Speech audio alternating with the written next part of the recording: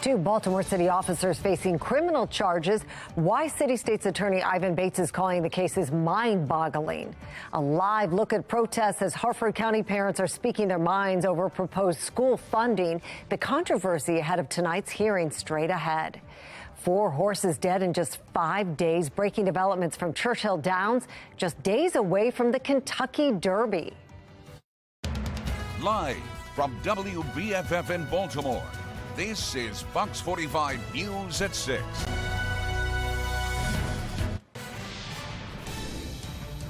And good evening, everybody. I'm Mary Bubala. We begin with breaking news out of Howard County, where police are charging a high school teacher with sexual abuse. Investigators say 44-year-old Matthew Barth abused a 15-year-old female student at Mount Hebron High School over several months. Barth of Ellicott City was arrested today in North Carolina. He is now waiting on extradition hearing. Any additional victims or anybody who may have more information in the case is asked to call Howard County Police. Well, in just 1 hour, Harford County leaders will hold a hearing on the 2024 budget. Right now, the Harford County executive and the school superintendent are at odds over proposed school funding. Jeff Abel is live in Bel Air, where some protests have started right now. Jeff? Do you hear anything? We can't get there from here. With $70 million less, we cannot get there. Jeff, go. Jeff. Yes, we're here in Harford County, right in the heart of town, where a real tug-of-war over school funding is playing out. You can see right now there are dozens of parents and teachers and students all gathered here in the heart of town, preparing to walk down to the county building, where a public hearing will be held a little later this evening on school funding. The superintendent has proposed a $19 million decrease in this next year's budget, and that has rattled a lot of people, including a lot of school teachers here. Christy Crawford-Schmick is here. She's head of the School Teachers Association. Can you tell us how crippling would this be if indeed it goes through? This is an unprecedented cut. $39 million. It could potentially equate to 468 positions. We're hoping they don't have to go that route, but that's how crippling this could be. 7 or 8 positions per school. And you're definitely expecting layoffs and larger class sizes? Class sizes, absolutely. They're hoping to recover as many positions as they can through attrition, so they don't have to lay people off, but we have no idea what to expect at this point because it's such a major cut. What are you hoping the county executive hears tonight? I hope the county executive hears that we deserve better. This community, there are 400 people here right now, and they are done with this nonsense. Fund our schools, fund our essential services, do better. Christy, thank you. Good luck. We'll Absolutely. be along on the march. Thank you so much. Take care. Thanks. You can see a crowd of people still gathered here and still coming into Harford County and Bel Air right now. We will be here to follow them down into the meeting. We are live in Bel Air. Jeff Abel, Fox 45 News.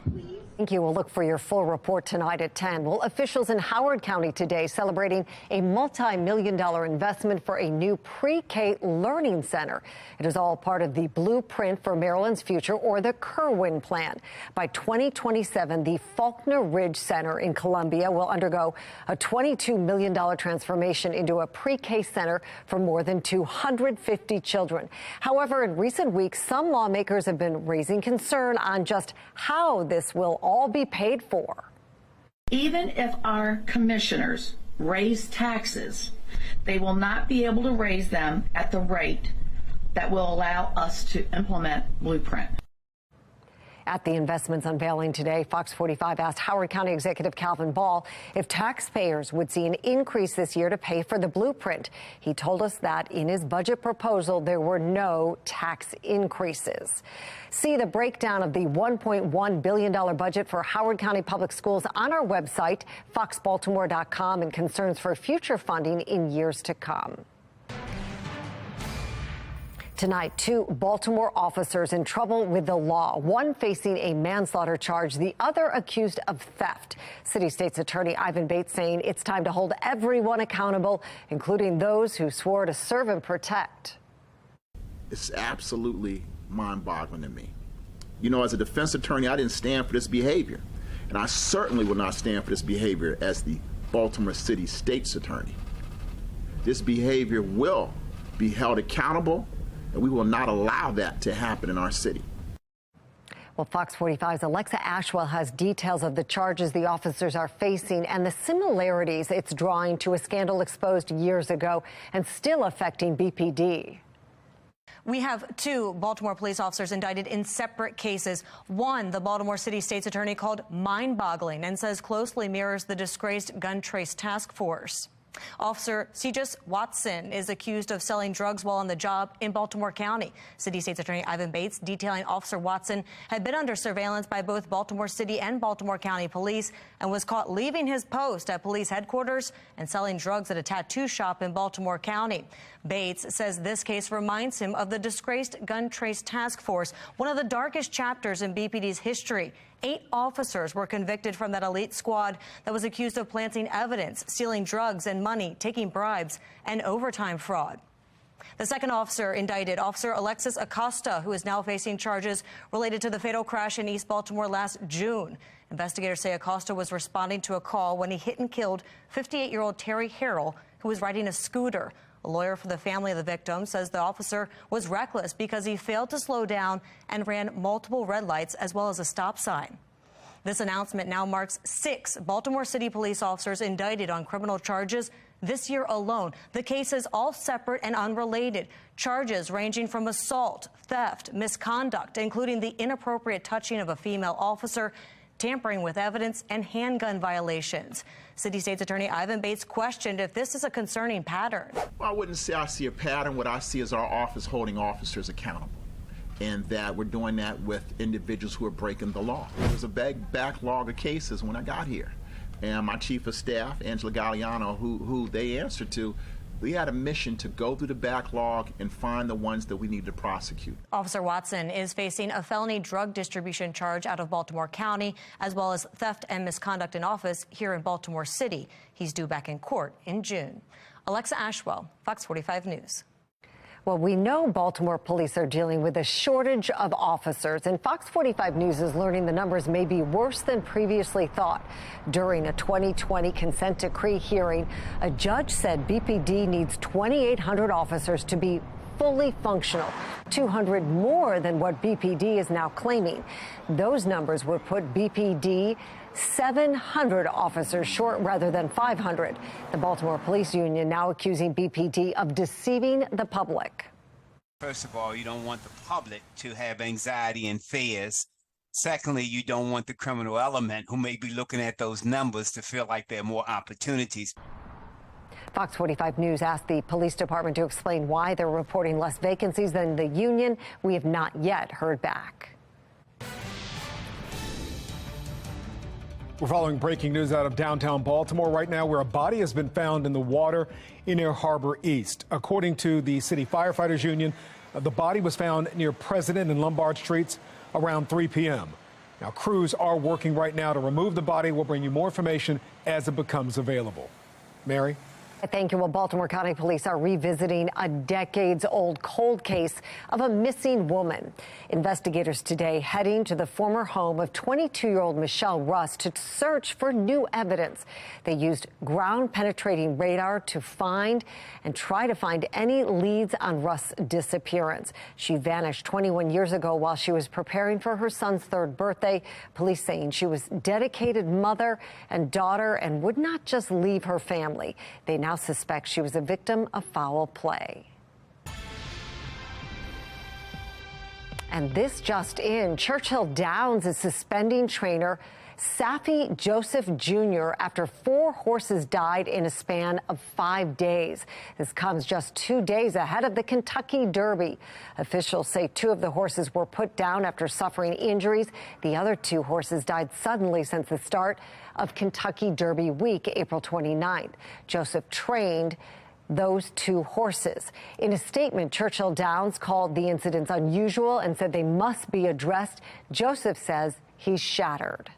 Like, it's mind-boggling. Like, the odds of it happening twice is a trillion. I run 4,000 almost 4,000 horses, and it never happened like that. So it doesn't make sense. The Kentucky Horse Racing Commission says an investigation is active as they try to determine specific causes of death.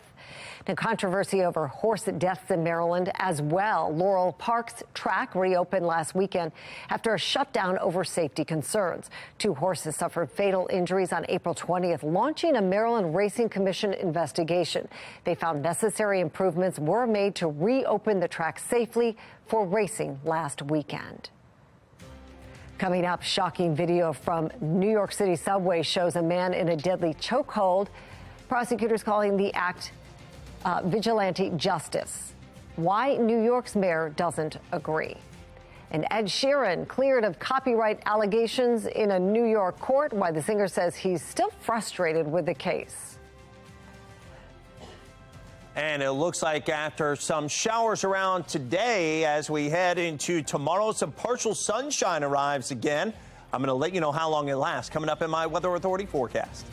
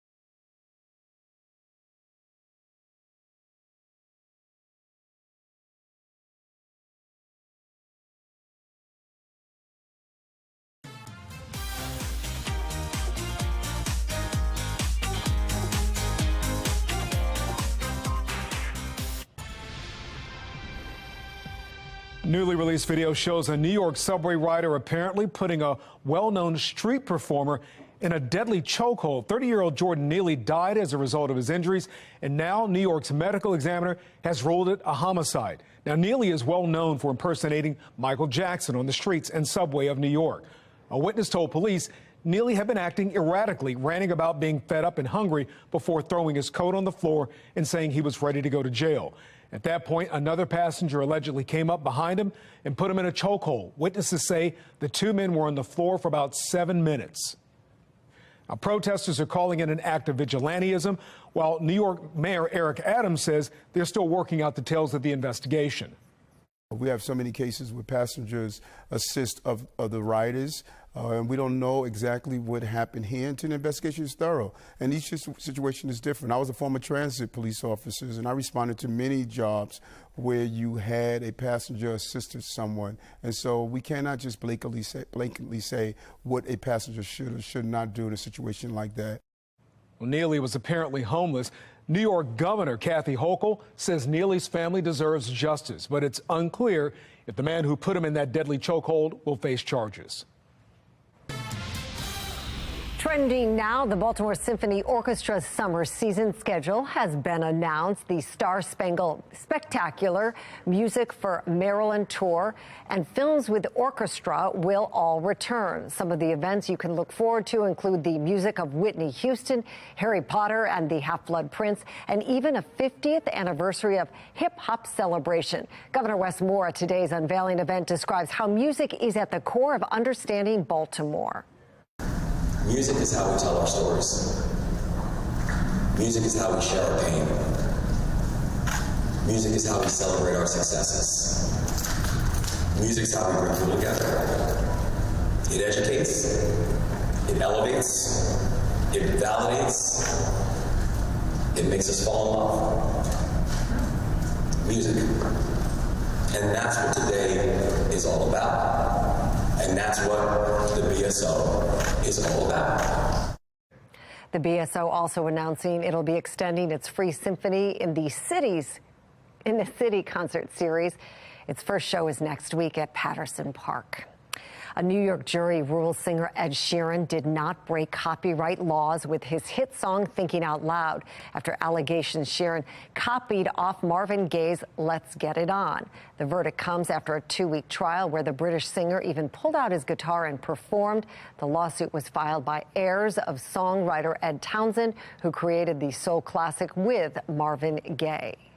And it looks like I'm not having to retire from my day job after all. But at the same time, I'm unbelievably frustrated that baseless claims like this are allowed to go to court at all. We've spent the last 8 years talking about 2 songs with dramatically different lyrics, melodies, and 4 chords, which are also different and used by songwriters every day all over the world. Sheeran expressed his frustration about the allegations, saying he wrote the songs for relatives who were ill. Well, may the 4th be with you on this Star Wars Day. May 4th, Princess Leia finally gets her place in showbiz royalty. The late, great Carrie Fisher is receiving her star on the Hollywood Walk of Fame. Fisher has had a diverse career, including as an author and an Emmy award-winning TV actress. Her daughter, Billie Lourd, helped unveil the star. Fisher's star is near co-star Mark Hamill's, who was in attendance.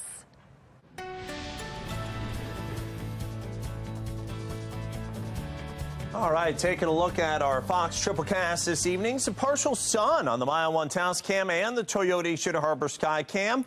But take a look at that. There are a couple of showers that are still from our latest weather maker. Just won't leave on the HD radar. Although, I mean, a much better looking day today than the past several. We were only in the mid to upper 50s past several days. And today, in the mid 60s around Barnett and Mount Airy, as you're getting right there into the Carroll County, Howard County, and Frederick County line. There are a few spot showers here in Baltimore. Pretty quiet. That's some great news. Then you work east toward New York City, as well as New Jersey, Philadelphia. There's some showers there. So we've been kind of in this slot, if you will, between showers today.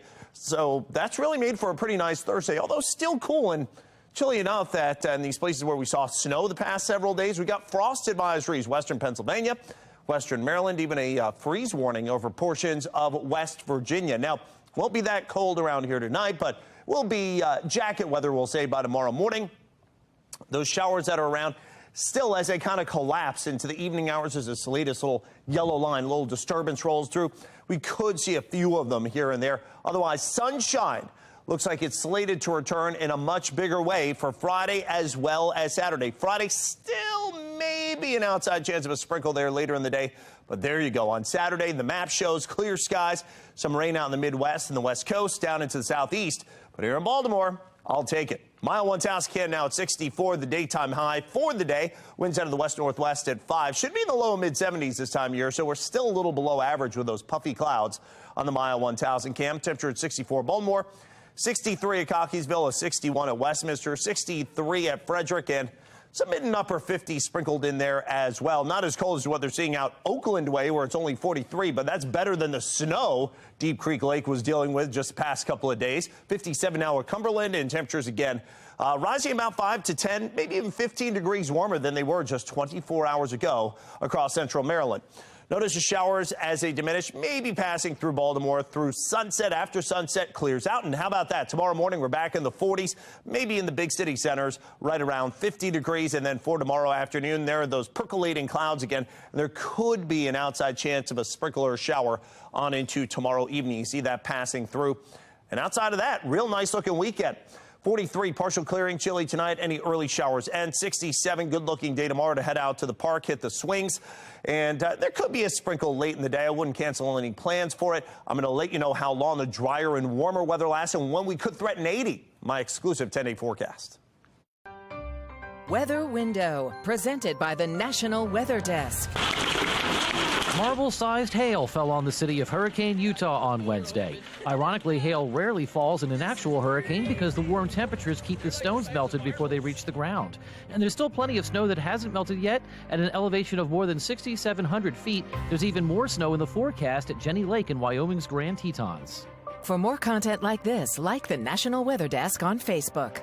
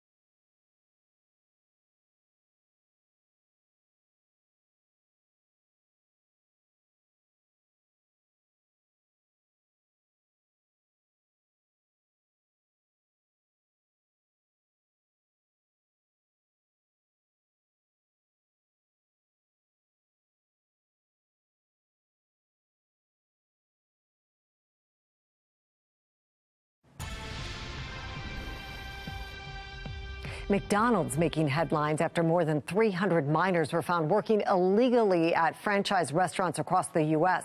One case involving two 10-year-old children, both unpaid, working as late as 2 a.m.